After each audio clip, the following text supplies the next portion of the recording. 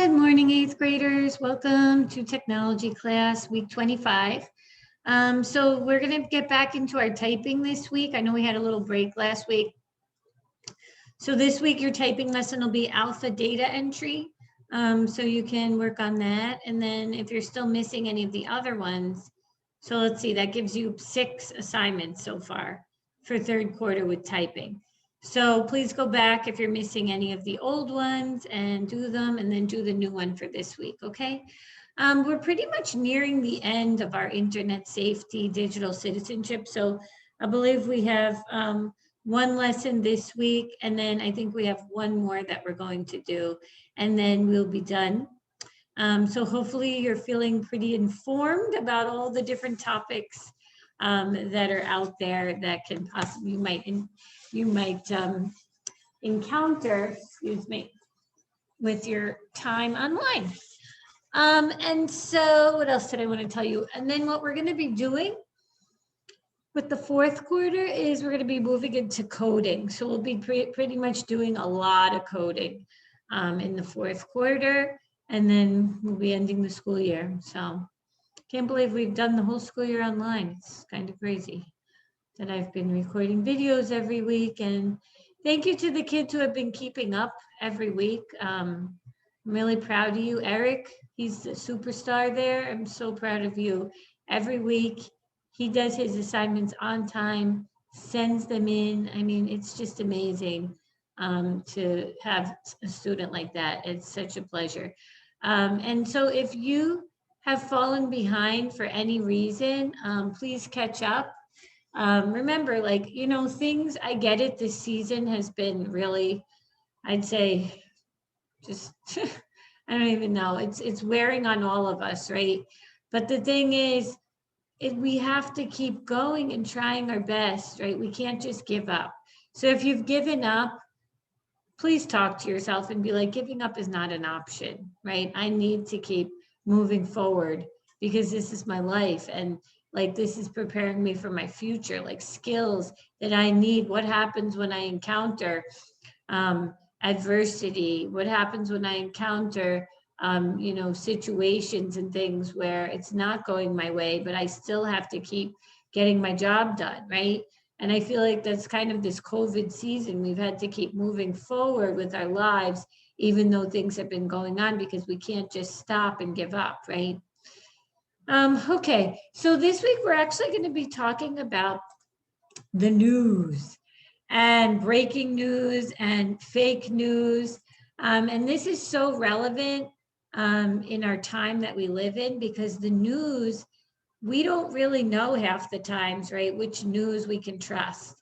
And it seems like the news is just everywhere, especially during like the COVID season, and we had like the presidential election. We had all these things going on in our country, and the news was just going crazy. And some people were saying one thing, some people were saying the reverse of the other people. And then you just have people like, well, who do I believe? And how do I know this is real? And people just blindly sharing things on the internet, and they don't even know if what they're sharing is true. So we're going to talk about that topic today in the hopes of educating you more into knowing, you know, how can I know if something is truth? What do I do if it looks like, you know, something is breaking news? How can I really tell what my part is in that and what I should do? So really the question is, how should we react to breaking news, right? And how do we even know if it's something that is credible, the news source? Is it actually reliable? Is the breaking news actually true? How does it really impact us, right? So we'll be defining breaking news. We'll be understanding why individuals and news outlets want to be the first to report a story, analyze breaking news alerts, and reflect on the consequences of reacting the right way to breaking news. So I'm sure you've seen this before. Breaking news. Have you ever seen a breaking news alert like this one? How did it or does it make you feel? Well, It's usually supposed to evoke some sort of like emotion out of people, right? Oh my gosh, this happened. What should I do? I need to go do this. Or, you know, maybe they're getting all worried about something or anxious, or maybe they're getting afraid, or maybe they're getting angry, right? And it's supposed to like evoke something in people. And yes, there obviously is such a thing as breaking news. But it's just that again, we have to look at it as somebody who has been educated on, you know, what do I do? You know, this is saying that it's breaking news. What, like, how does this impact me and like the world around me? And like, what's my part in this, right? Instead of just literally like blindly sharing something and you don't even know the full details yet. So we're going to be taking a look at actually some sample stories and looking a little in depth into them. But breaking news is pretty much information being reported about an event that has just happened or is currently occurring. And a lot of the times in these news stories, the news reporters, they don't even know the full details. And so they may be speculating a bit.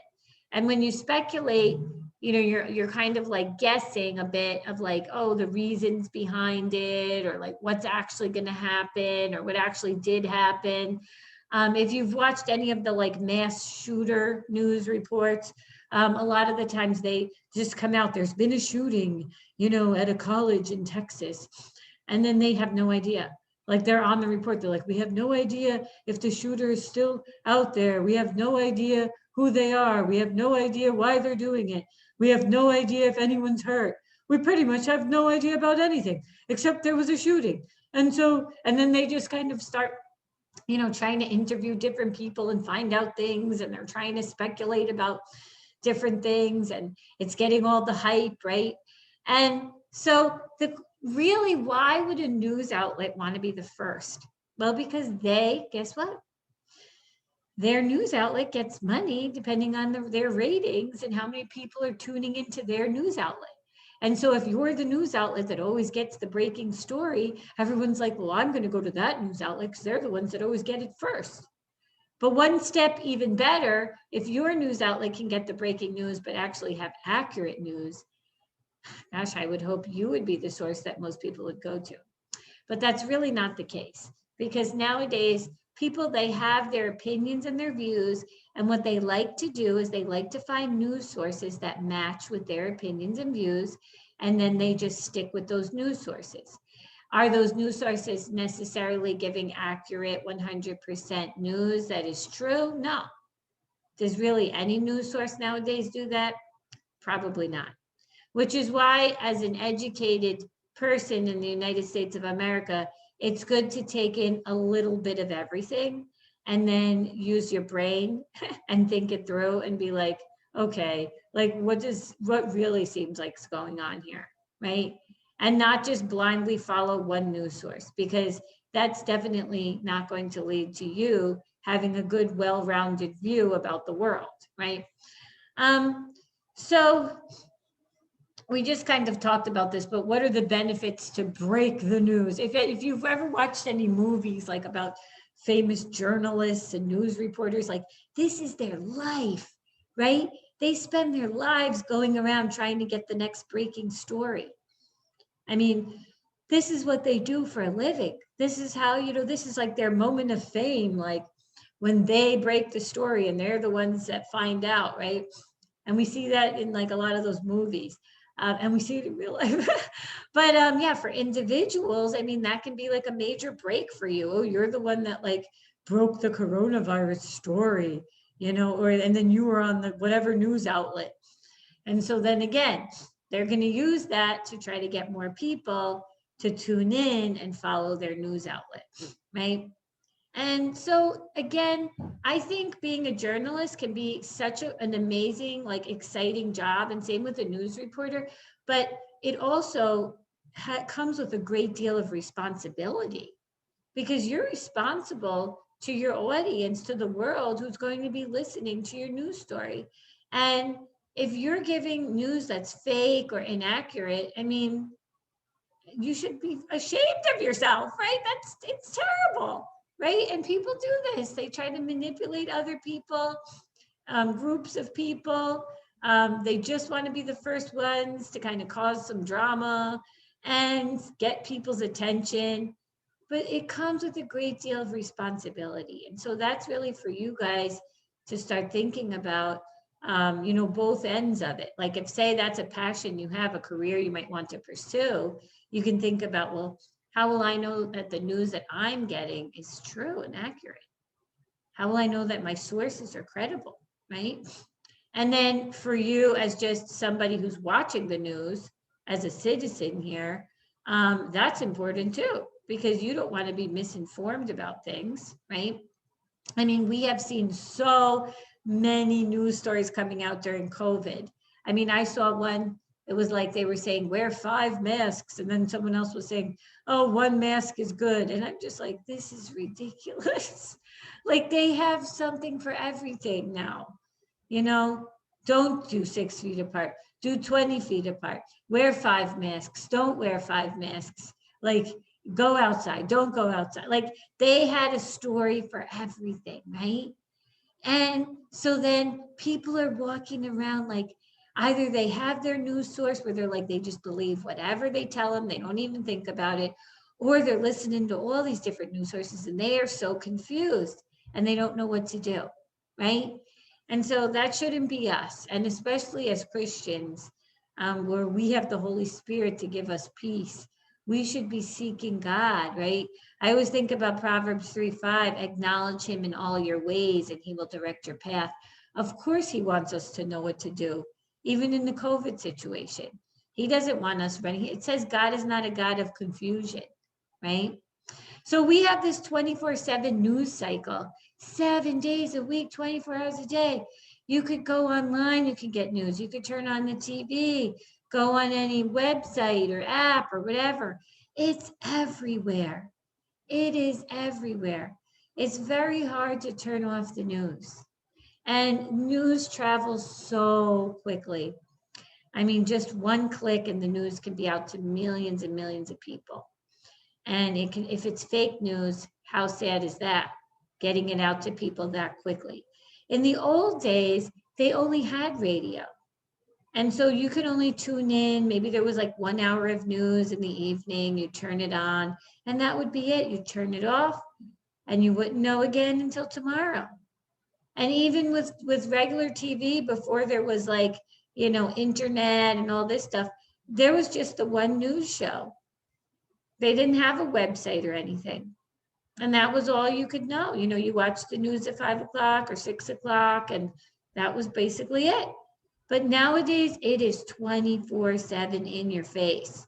And so it can be really hard to get it away. And it can be really hard to know, what the truth is. So that's something for you guys to start thinking about. So maybe before, I'm trying to think what I want to do. I guess we could look at these first and then I'll show you guys the little video clips that I have. But like, here's some sample breaking news stories. Breaking news, skate park closure. Meeting agenda indicates comment sent city council in secret meetings to close skate park. Will local skaters be left hanging? Officials have not been reached for comment. So here we go. We see this. What if you're a skater and you use the skate park? And it says breaking news skate park closure. But then you start reading it and you're like, oh, they're having secret meetings, but they haven't been reached for comment. You're like, I don't know. I'm like, what would you do? How would you know if this was true? Would you maybe go look at some other sources and see if they've reported anything on this? Would you maybe go directly to the Common Sense City Council website, or maybe try calling them and try to find out more information? Or would you just blindly start telling people, guess what, the skate park's going to be closed? And what if that's not even true and you're just telling people? And this is what people do every day. They walk around and they think, oh, let me go tell everybody, guess what, the skate park's going to be closed. And it's like, you have no idea if that's even true. You just saw this like little clip, online. And so this is kind of, a big deal if you're starting to tell other people, and then other people are telling other people, oh, the skate park's closed. Yeah, those city council people, they did it without telling anyone. And we have no idea if it's true, right? Let's look at the next one. This is from Sam T. So who was he? Some kid on your Instagram? My uncle works for the parks department. He says skate parks cost a lot to maintain. He said the park will reopen, but he thinks the city will start charging an admission fee. And then look, someone wrote a comment. That's not fair. So now he's commenting about this story. Again, does he really know the full details, right?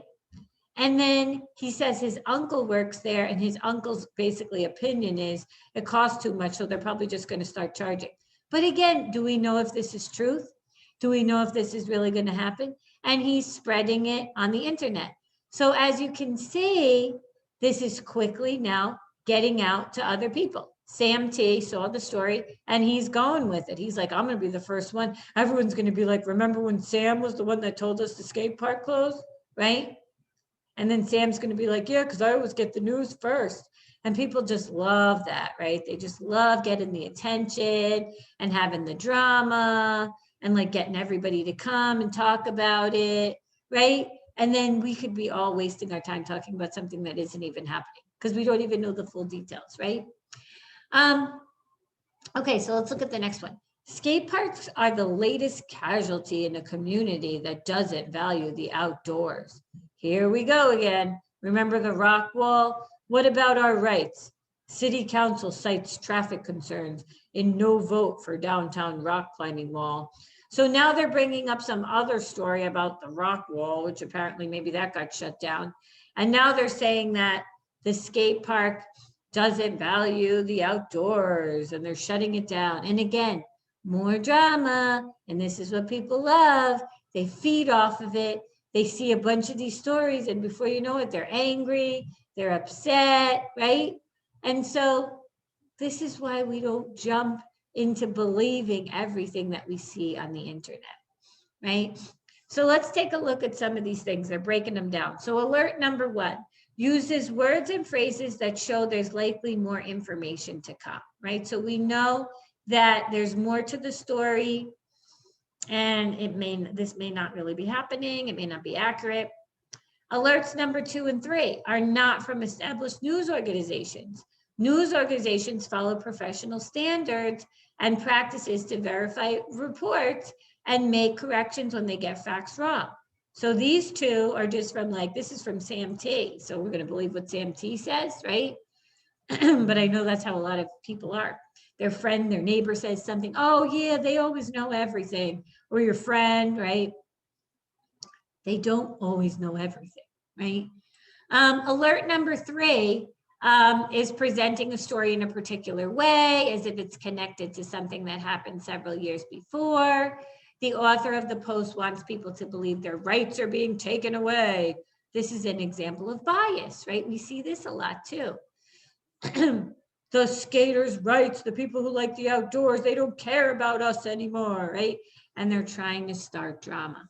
So bias, hopefully you've learned about this, but it's pretty much when you have a strong opinion about something or someone, and everything, how you present everything is through the lens of bias, right? It's through the lens of how you see things and not necessarily the truth behind the things, right? So that's why you have to be really careful because, again, it could just be someone's bias and it's not the truth. So let's actually, before we do this, I'm going to put the video on. So hang on, let's watch these videos. Cure it? Well, search online. Want to know why coronavirus started? Or what might cure it? Well, search online and you'll find thousands of answers, many of which aren't true. I investigate disinformation for the BBC, and I'm often asked, who starts these rumours and who spreads them? Well, as always, the answer isn't straightforward, so I've broken them down into 5 different types.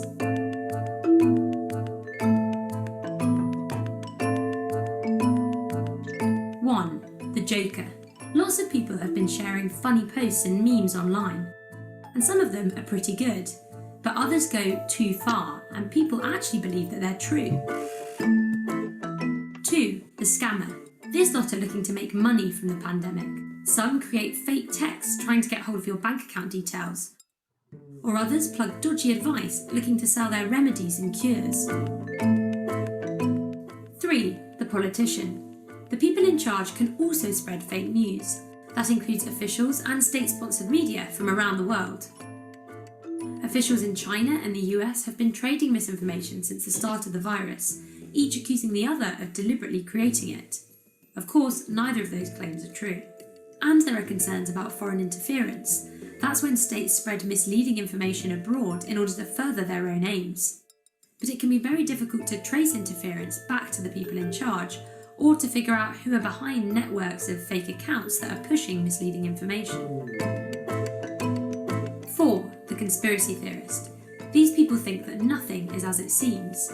They've falsely linked 5G to coronavirus, speculated about who created it, or even suggested that coronavirus doesn't exist at all. None of these are true. These ideas have been bouncing around on the internet for a while, but they've started getting more attention as worried people look for quick answers to their questions. 5. The insider. There's information that apparently comes from someone you trust, an unnamed doctor, professor, or hospital worker. But it turns out they don't exist, or if they do, it seems to be a game of Chinese whispers gone wrong. And this misinformation goes viral because it's shared, often by a relative in your WhatsApp group who passes it on just in case, or by a celebrity who amplifies it to their thousands of followers. Tech companies, media regulators, and governments decide what happens when people start and spread misinformation. But ultimately, we're all responsible for stopping its spread.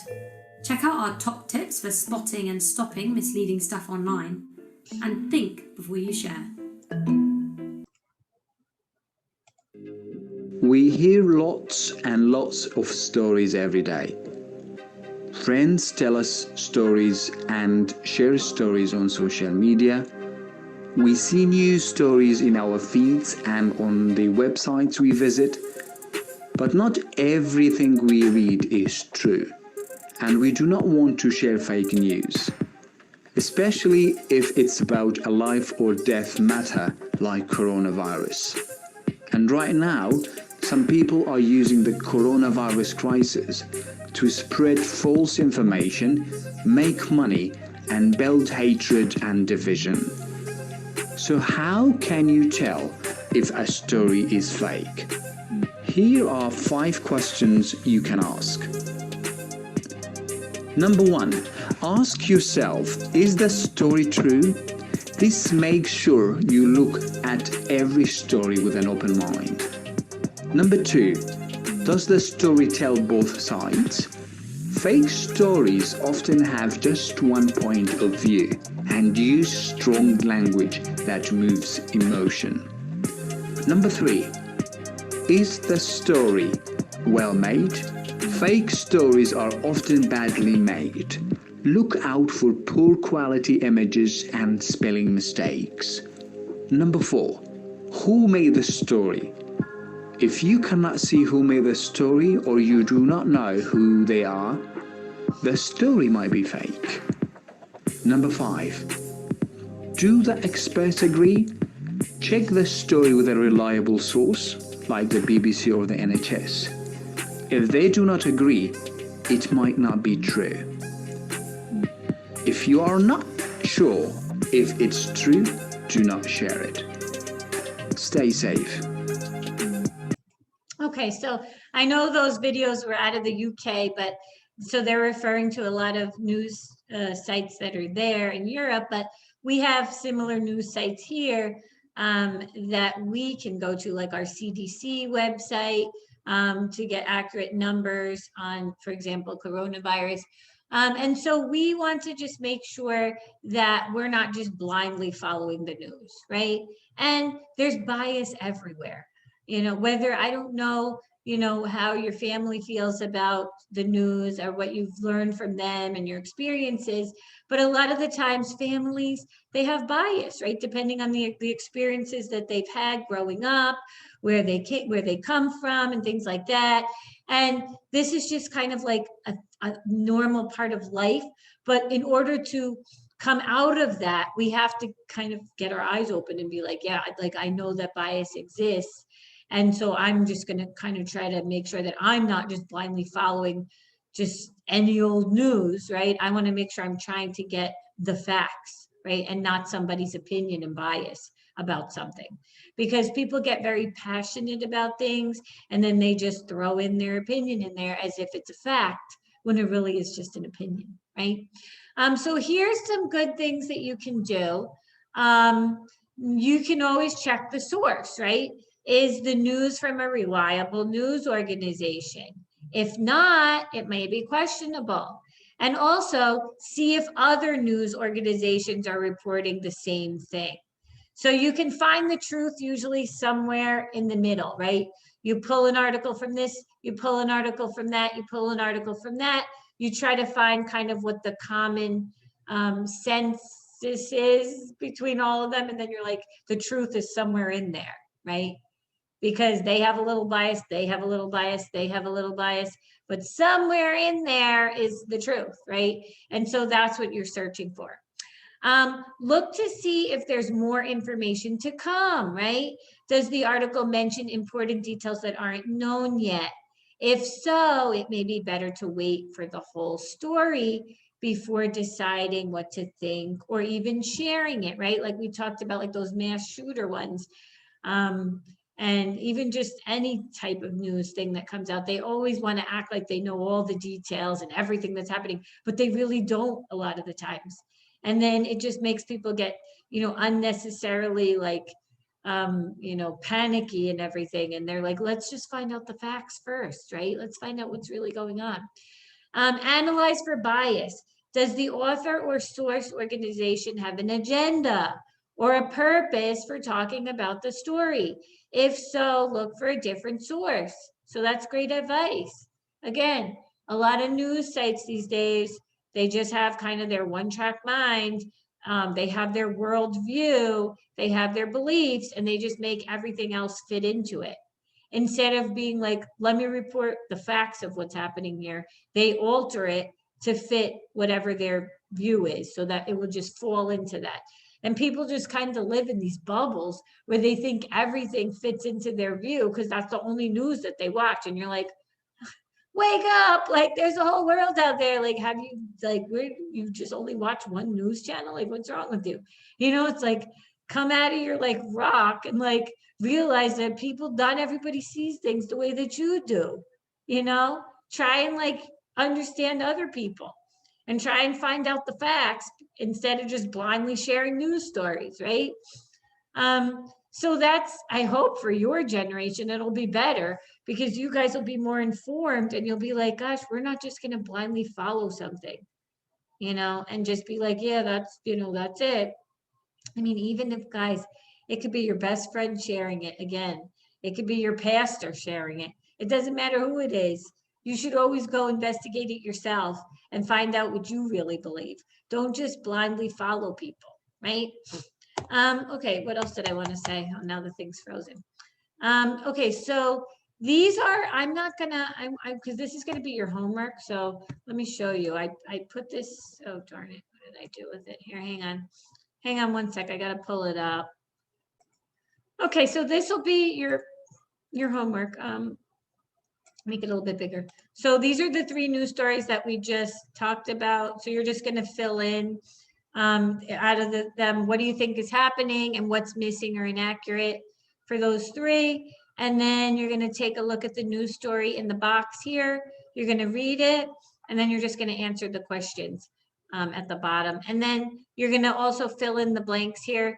Check the blank. We just went through this. Look to the blank and analyze blank. So make sure you fill in those. We just went through that. And then these are 3 other news alerts. And so based on the news alerts, what's likely happening with the concert? What clues do you see? And if you had tickets, what should you do? So I'll let you guys do that one on your own. So it's pretty much just a review, getting you to really look deeper into the news stories and think about like, what do you normally do? And how can you make some changes to make sure that you're actually sharing news that is accurate with other people, right? And that you're getting the facts and the truth. And then there's a short quiz that goes along. So I'll send you the link to that as well. It's 4 questions. And that is your assignment for this week, okay? So let's be smart news people, that we try to find the truth in the news and we don't just blindly believe what we see. And hopefully we're not sharing things that we don't even know. It could be fake news, right? All right, guys, I will see you guys next time. All right, bye.